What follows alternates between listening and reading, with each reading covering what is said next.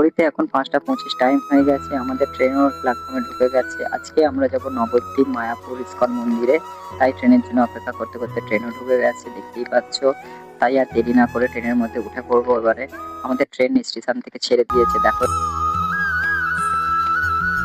এই বাচ্চাটিকে বন্ধুরা দেখতেই পাচ্ছ কিরকম ভাবে সেজেছে। এই বাচ্চাটিকে দেখে আমার খুব ভালো লাগলো। তাই আমি এর হাতে ১০০ টাকা দিলাম। এরকম তোমরা দেখতে পেলে তোমরাও দিও।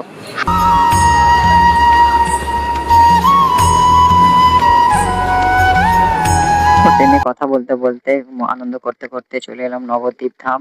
৩১টা মোট স্টেশন, সেটা পার করে চলে এলাম নবদ্বীপ ধামে দেখতেই পাচ্ছ। এখান থেকে বেরিয়ে ইলেকট্রিক সিঁড়ি ছিল, তাই ইলেকট্রিক সিঁড়িতে উঠে পড়লাম দেরি না করে। আর তারপরে দেখতে পেলাম কিছু হনুমান বসে আছে ওভারব্রিজের উপরে, তাই তাদেরও ভিডিওতে রেকর্ড করে নিলাম, তাই তোমরাও দেখতে পাবে।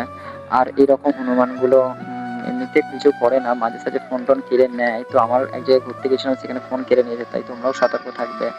তারপর স্টেশন থেকে পুরো বেরিয়ে তারপর টোটোর জন্য অপেক্ষা করছিলাম। এখানে অনেক টোটো দাঁড়িয়ে আছে, এখানে বাসও আছে। তো তোমরা টোটো ধরে নেবে। টোটো গাড়িতে চেপে বসলাম। টোটো গাড়ি বললো এখন ছাড়া হবে না, যদি না ৫-৬ জন হয় টোটো গাড়ি না ভর্তি হয়, তাই একটু অপেক্ষা করছিলাম টোটো ছাড়ার জন্য।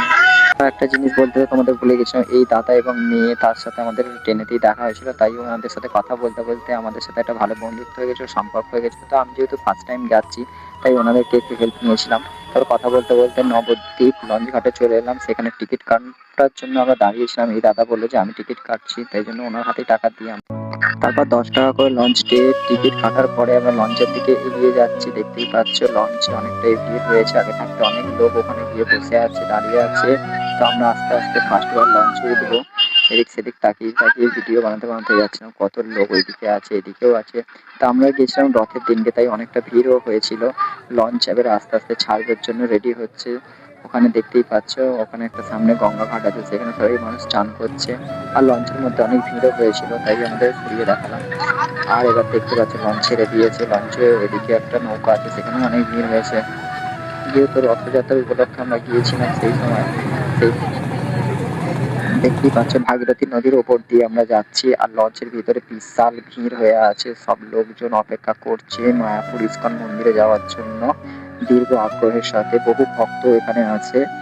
তো পুরোটাই আমি ঘুরিয়ে দেখাচ্ছি, দেখো কিরকম লাগছে। সবাই কিন্তু একটা আনন্দের সাথে যাচ্ছে, আমিও সাথে আনন্দ করছি। এখানে কিছু মহারাজের সাথে দেখা হলো, তাদেরকে আমি শুট করে নিলাম। তো এখন আমি যাচ্ছি ভাগীরথী আর জলঙ্গি যে নদী আছে তার মিলনস্থলে।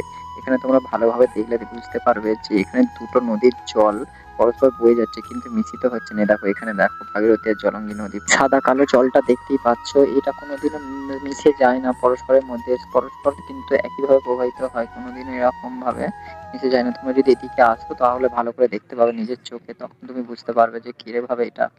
তো এরকম কথা বলতে বলতে আমরা এখন নদীর ঘাটের দিকে চলে এসেছি, মায়াপুর ঘাট। তো এই বাসের সাঁকো দিয়ে আমরা এখন পার হয়ে যাব। চলছে এখন টিকিট কাউন্টার থেকে বেরিয়ে এখন আমরা যাচ্ছি মায়াপুর ইস্কন মন্দিরের উদ্দেশ্যে। এবারে দেখতে পারি যে আমরা কি বাসে যাব না অটো যাব, এখানে বিভিন্ন ধরনের জিনিস আছে, তো যার যেরকম পছন্দ সেই হিসাবে যাব।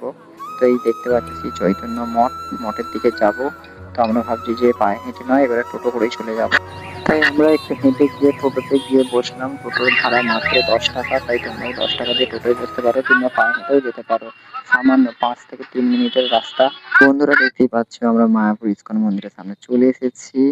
আর ভিডিওটা যদি ভালো লেগে থাকে তাহলে একটা কমেন্ট করে জানিও এরকম লাগলো তোমাদের, কোন জায়গাটা খারাপ লেগেছে, তাহলে আমরা বুঝতে পারবো। আর যদি ভালো লেগে থাকে তাহলে একটু লাইক করে আমাদের উৎসাহ বাড়িও। তোমরা ভালো থেকো, সুস্থ থেকো। নেক্সট ভিডিও আবার দেখা যাবে।